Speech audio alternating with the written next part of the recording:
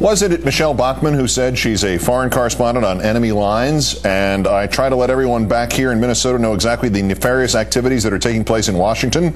Congresswoman Bachmann, I have a nefarious activity for you to report. Our #1 story, your government-run website could be spamming people.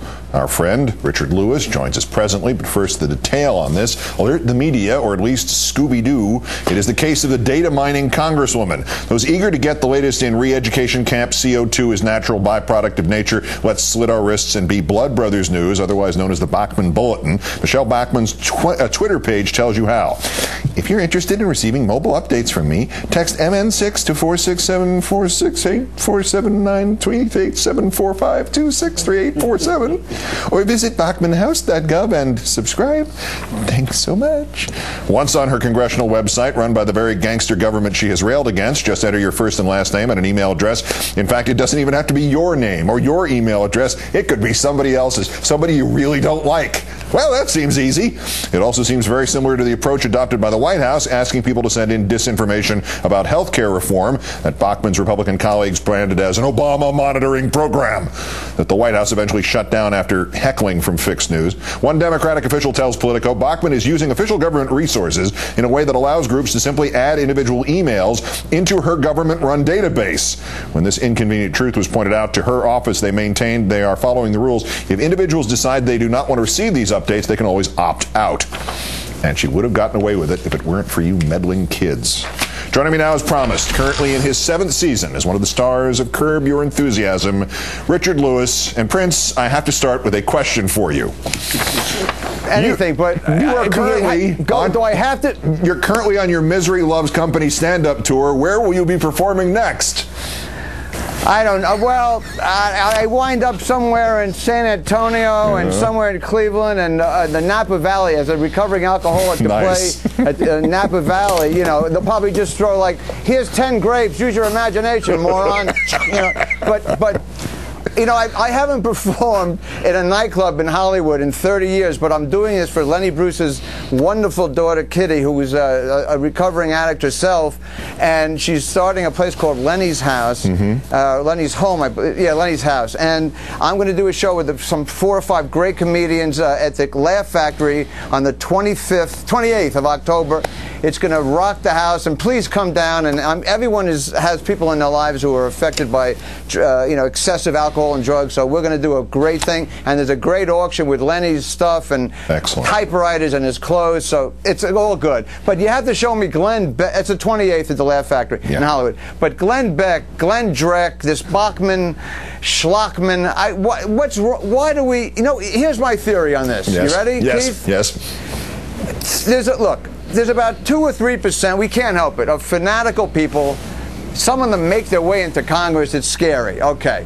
But they're so out of touch, they're like aliens. Well, you know, there should be a march on Washington, like 97%. There could be libertarians, Republicans, independents, although not Lieberman. This Lieberman, I think he's soulless. You know, he wouldn't shake my hand once. He didn't. I did a speech, got a standing ovation, because I worked very hard for the Democrats. He gave his speech, and then I had never met him. This is like, 15 years ago. I extended my hand to the senator. And he said, and he pulled his hand back, Keith, and he said to me, he says, "I know your material." Well, and he wouldn't even shake. He wouldn't shake my hand. Then I realized he became a turncoat. Maybe he was a turncoat. Was he a germaphobe? Was he Howie Mandel or something, or what? He wouldn't. It was political? No. I don't. Look. I popped out as Bob Dylan says. I was born here and I'll die here against my will. I'm not a big organized religion guy. Yeah. But I'm a spiritual cat, and I know he's very religious as a Jew, although I don't think in my lifetime he was way too Jewish. Like, if the bombs are coming and he's having it, it's Friday night, Mr. President, the bombs are 10 minutes away. Hey, you couldn't have. His dog was named Shalom. His wife was Hadassah. It was too much. But he didn't shake my hand. and he's screwing us up now with the public option. It's unbelievable. You know, I'm really, you know, I'm hearing what everyone's saying, Eugene and everybody, you know, Wolf, and all these guys are so smart. The thing that's really upsetting a lot of us, and I'm not one of these left-wing nutcases, but the truth of the matter is, our president, he inherited, I would have voted for a Muppet after what happened after these 8 years. What this guy inherited, it's unbelievable. And he's trying his best to do a lot of things at once. Whether that's wise, I don't know.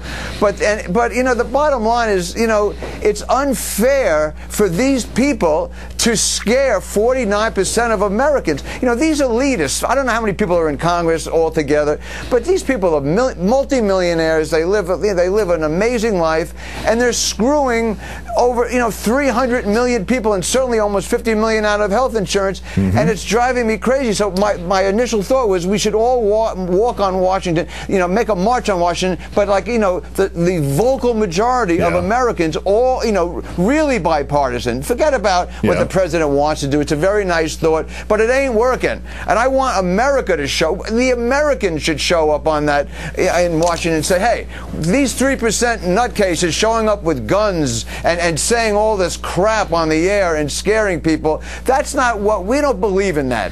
You know, that's why they only have 20% red meat people. You know, let them do what they want to do. But it's really killing this country. It's not, this country is still has, you know, very, very quiet racist qualities, anti-Semitic qualities, but only a few percentage points. And I think we have to prove to the world that this country really is a melting pot, and it's not crazy, and and we have to do something. I don't. Am I done? Not well. All right. I was going to say we can't get we can do this, but we can't get insurance for it. That's the problem. Richard Lewis. No, I got to sign off now. You can catch him on Curb Your Enthusiasm. The comedy tour Misery Loves Company stops in Hollywood, as he mentioned, on the 28th of this month. The benefit is for Lenny's house. You made a lot of sense. For Lenny Bruce's daughter. Yes, we've mentioned that, and I think we've gotten the point across.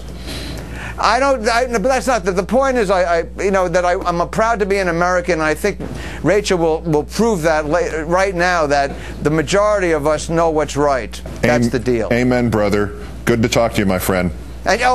And I'm not going to read her memoir because it's a coloring book anyway. It's only 3 pages. Oh, the Sarah Palin book? Yeah. Okay. That's right. She's going on Oprah, so then I don't know what they're going to do for the last 45 minutes. Thanks, Richard. Can't wait to watch it. That's countdown for this, the 2,365th day. Since the previous president declared mission accomplished in Iraq, I'm Keith Oltman. Good night. Good luck. And now with her special guest, the woman who booked George W. Bush to appear alongside Terry Bradshaw and the Reverend Robert Schuller at a business mega seminar for $19. Ladies and gentlemen, here is Rachel Maddow. Good evening, Rachel. Good evening, Keith. Thank you, and thanks to Richard, too. That was quite an endorsement. That's your motivational speaker right there, by the way. You just get him up there and let him go. Okay. Thank you. I owe you a minute. Fair enough. Thank